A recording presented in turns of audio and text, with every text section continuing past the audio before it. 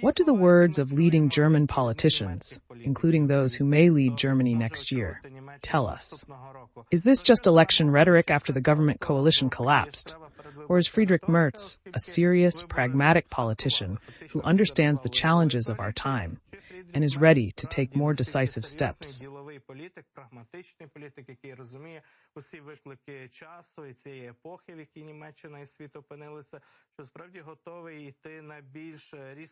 Than Chancellor Scholz? I'm very optimistic about Merz, Mr. Andriy, because I've been following him since the summer personally, when he began to put pressure on Scholz, very principled, to satisfy Ukraine's request for Taurus missiles. And you have to understand that Merz is not just a single politician without his party.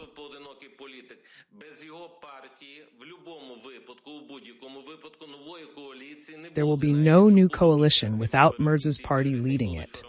Whether Merz or another member of the coalition takes charge will depend on the election results. But I'm optimistic that Merz's party may form the new government. Merz could become chancellor. And while Trump's stance on Ukraine is clear, Merz's position is strongly supportive, offering a sharp contrast to Scholz and a positive outlook for us. If he replaces Scholz, I don't see anything wrong with that. It's just like when Boris Johnson was replaced by Sunak. The British government's attitude towards Ukraine has not changed for the worse, and perhaps the UK's radicalism in terms of helping Ukraine has become a little more pronounced. Similarly, in Germany, I have a positive view of both Scholz and Merz.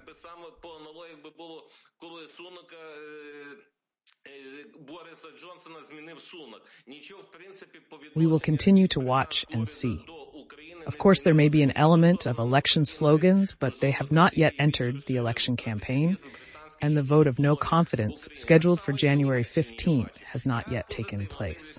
So we are waiting until January 15th, and then we will see.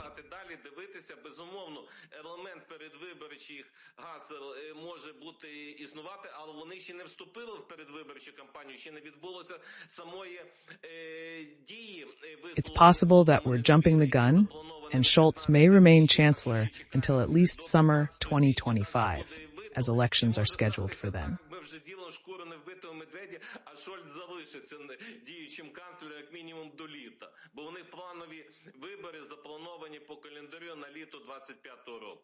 Scholz is counting on procedural moves to win a vote of confidence and extend his term as long as possible.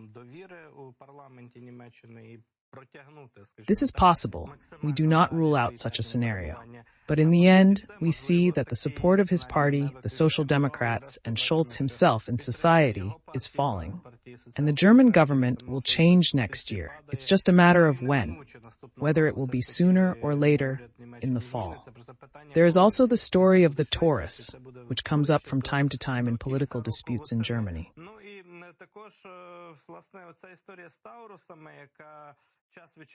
Christian Lindner, the former finance minister, claims he was fired by Scholz over his proposal to send Tauruses to Ukraine, which Scholz opposed. Now, Merz is open to providing these missiles, suggesting that Scholz was the main obstacle to their transfer. Пропонував Україні ці ракети передати, а Шольц був категорично проти, то тепер пан Мерц, або гер Мерц, згадує про ці ракети у своїх інтерв'ю, що він готовий буде Україні їх надати. Таке враження, що Шольц був єдиним гальмом. He argued that the Tauruses were few and ineffective, and insisted they should be serviced by the German military, which was unacceptable.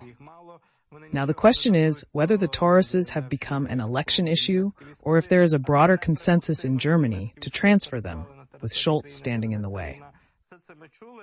Чи зараз Тауруси стали теж таким питанням просто передвиборчої боротьби, риторики, чи справді в німецькому суспільстві і серед політикуму загалом є... Of course, this internal political struggle in the Bundestag and in German politics is not so much about Taurus as it is about the fact that Taurus is being used as a tool to shake up the coalition in order to come to power themselves, so that they have the opportunity and chance to oust Scholz from this position, become the ruling party themselves, lead it, become chancellor, and have their own candidate for the next few years.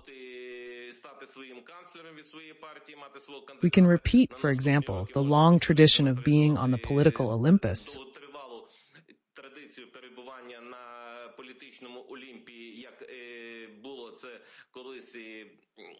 as was once the case with the German Chancellor, a woman, Angela Merkel, for God's sake, and her 15-year reign of political power in Germany. Of course, every politician would like not to be chancellor only from election to election, a one-time chancellor for one term.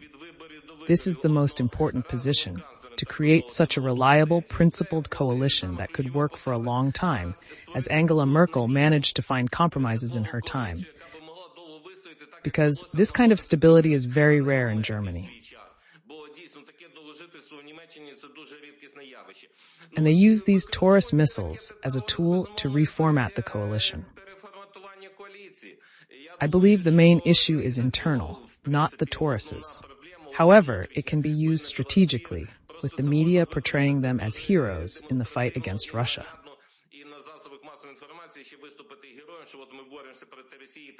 And at the same time say that I'm ready to meet and negotiate with Putin, talk, and so on. So there's a little bit of a misunderstanding here as to what these candidates mean, but I don't think they are fighting for Taurus for Ukraine. I doubt it. As for Scholz himself, Scholz is definitely afraid. To his credit, he is a former Komsomol leader, relatively speaking.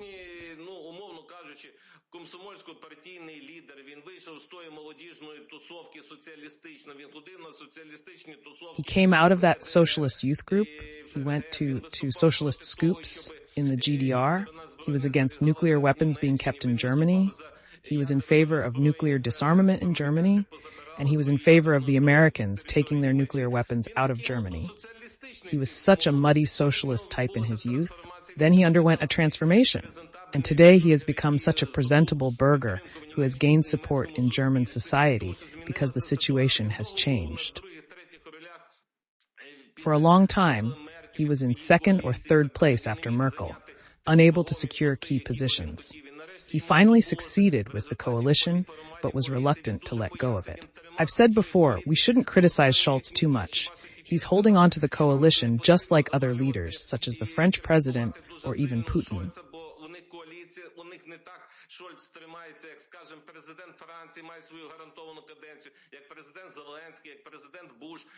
Who does what he wants despite his parliament.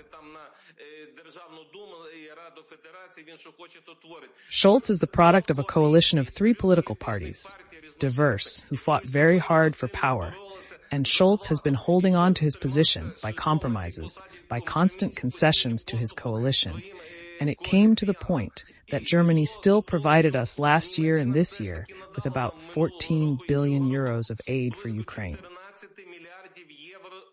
This is a very huge aid. It is the second largest after the United States of America in absolute terms.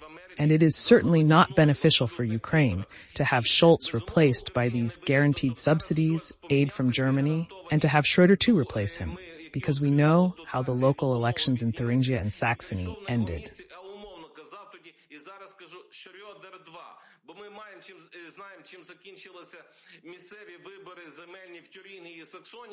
In the former GDR territories, where the socialists and far-right gained support, they could have pushed for a radical shift in the Bundestag and formed a new coalition, potentially excluding others.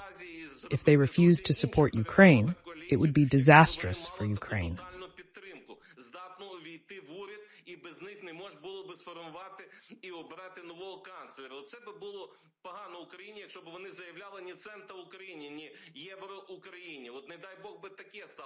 If today, instead of Scholz, we really have Merz, then I believe that there are no obvious, so far visible threats and dangers for Ukraine.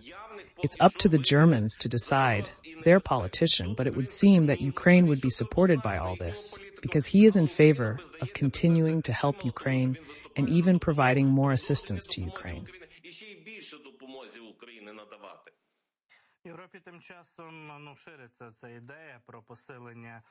Meanwhile, in Europe, this idea of increasing defense spending is spreading, that we need to increase the spending, and this is being talked about in Germany. We have already named politicians who are thinking and commenting on this idea and are ready to move to higher spending for Germany in connection with the Russian threat. And the head of NATO, Mark Rutte, also says that European countries will in fact spend more on defense. He is sure of it. This is tied to Trump's rise to power, as he advocates for European countries financing their own defense instead of relying on American resources. Rutte recently said that European countries will definitely spend more than 2% of GDP on their defense. Trump will push everyone to spend more on defense. It's inevitable, said Mark Rutte in his comments to the press, and we can see now, across the entire European defense map, which countries have already actually moved to this level of spending and which are still far from it. And they are making efforts to increase this defense spending to a level that will satisfy Donald Trump and his administration. You're absolutely right, Mr. Andriy, but now this concept is changing in NATO as well. Indeed, 2% was before the full-scale war, before February 2022, when everyone was trying to raise the contribution by each NATO member state to 2% of GDP. Today, this is absolutely not satisfactory in the context of a full-scale war, when DPRK troops are on Russian territory, when they are engaged in combat with the Ukrainian army, when Putin signed a comprehensive agreement between the DPRK and Russia, when the presidents initialed and signed it, and this agreement on mutual assistance and defense assistance came into force.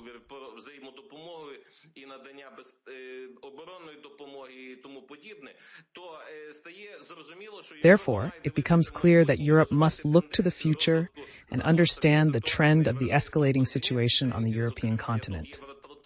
In particular, I'm talking here about the Euro-Atlantic direction, towards NATO. I will not raise the issue of the Indo-Pacific region, which is a completely different topic. That is why 2% is not enough. Now everyone should move to at least 3%.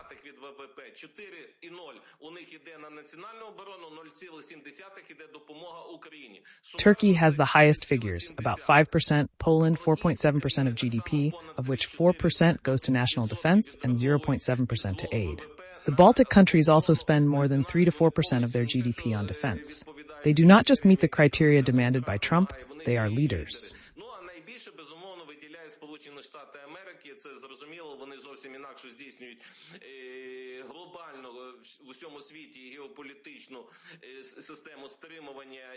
The United States of America also spends a lot of money on defense, which is understandable because it is pursuing a global geopolitical strategy of deterrence and defense against dictatorships. They need more, 11 aircraft carriers, a nuclear fleet, and a nuclear deterrent. They spend up to $800 billion a year, so many countries will gradually increase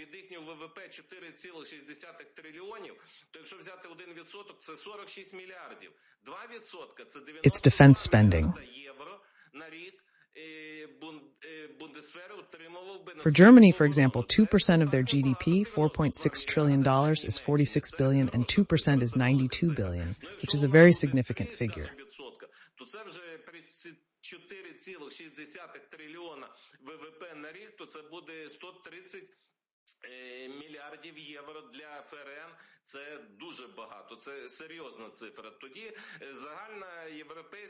If it is 3%, it will be $130 billion. Then the total defense spending of NATO member states will be about $1.8 trillion, which is significantly more than the $100 billion that Russia is currently allocating.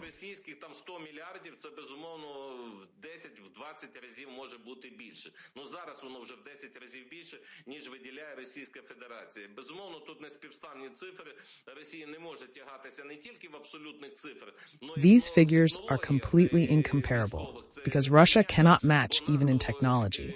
NATO has fifth-generation equipment and is already beginning to develop the sixth generation, while Russia has remained at the level of the fourth generation.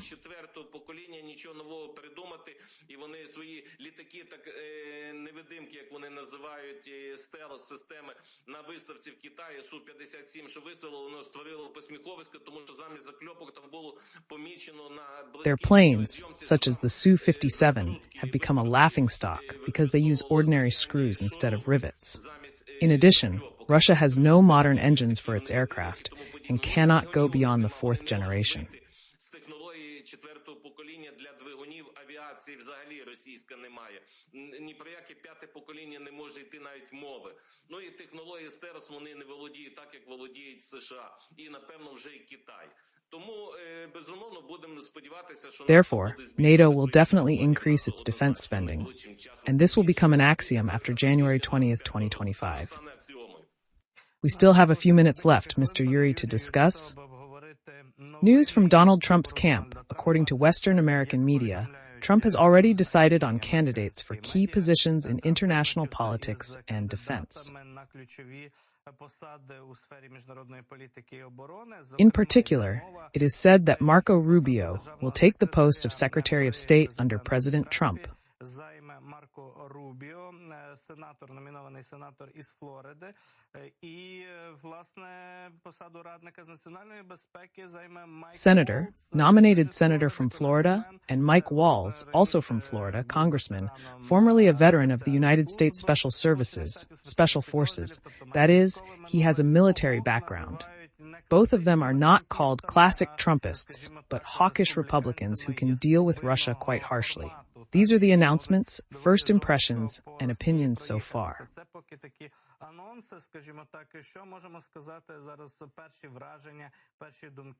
According to this emerging news, Marco Rubio was Donald Trump's competitor in the primaries.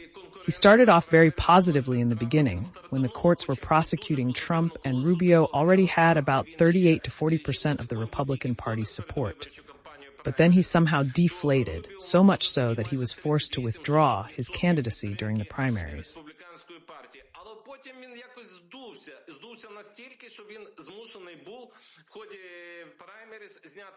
Perhaps he withdrew when he saw that Trump was coming and would not be imprisoned, that the road to the White House for Trump remained clear, and that the American FIMID would not be able to imprison Trump. And then Rubio withdrew in favor of Trump. Trump is now giving him this bun as a thank you for clearing the way for Rubio, for not creating problems for him, and for not creating internal party competition in the election. Note that all opponents of Ukraine, or to put it mildly, haters of Ukraine, are being elected. Stefanik, who will become the U.S. permanent representative to the United Nations, has spoken out and voted against providing military aid to Ukraine. She is among the Republican congressmen who have spoken out against Ukraine and did not vote for aid to Ukraine until the very end. She's a fierce opponent of Ukraine, just like DJ Wayne, Trump, who have said and voted realistically. And politicians look, they didn't hire Pompeo, who was in favor of helping Ukraine. They didn't hire Nikki Haley, and they didn't even promise anything.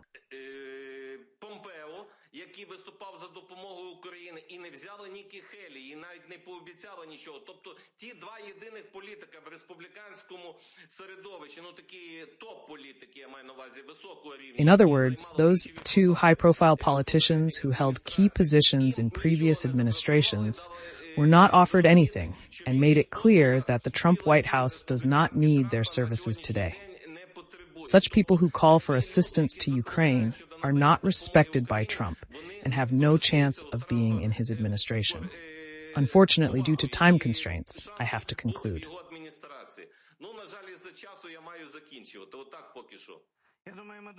I think we will return to this topic when it becomes clearer how Trump's team is being formed and who is on it.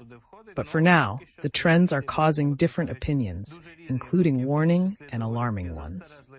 Thank you for this conversation. Yuriy Romaniuk was with us. Meanwhile, there are reports from Germany, where the election process is also underway. In fact, after the collapse of the government coalition, when one of the parties left it. the Free Democrats Party. Chancellor Scholz no longer has majority support, and now he is focusing on new elections, seeking re-election and retention of the chancellorship.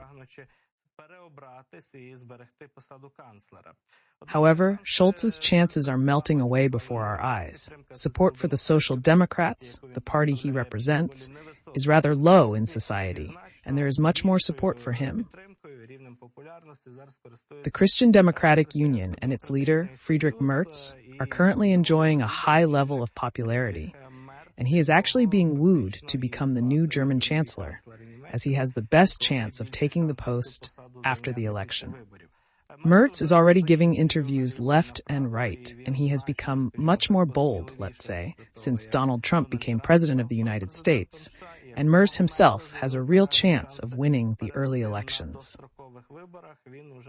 He is already saying that he is ready to talk to Putin, to have telephone conversations about the settlement of the war in Ukraine.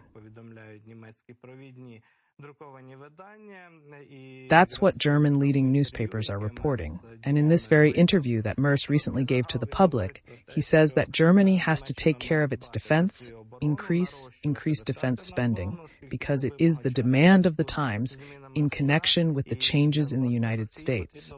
In fact, Russia needs to be given an ultimatum to stop the fighting in Ukraine. And if this is not done, Putin will not agree to it in 24 hours.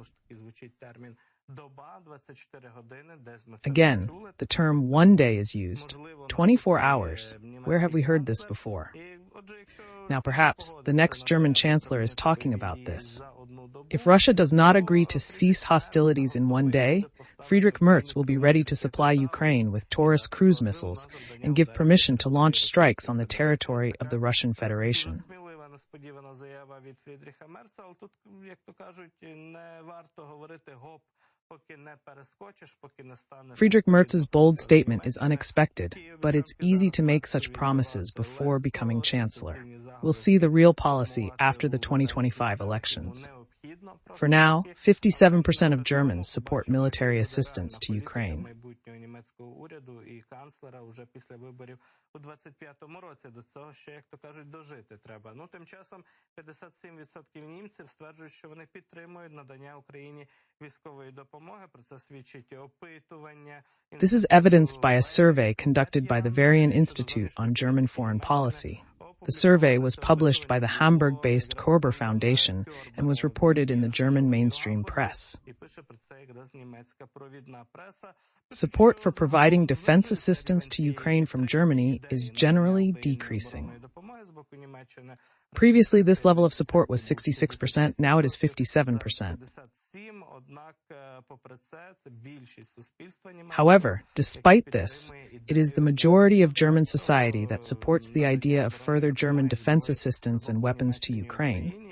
There are regional differences. In particular, in eastern Germany, only 40% of the population supports this idea.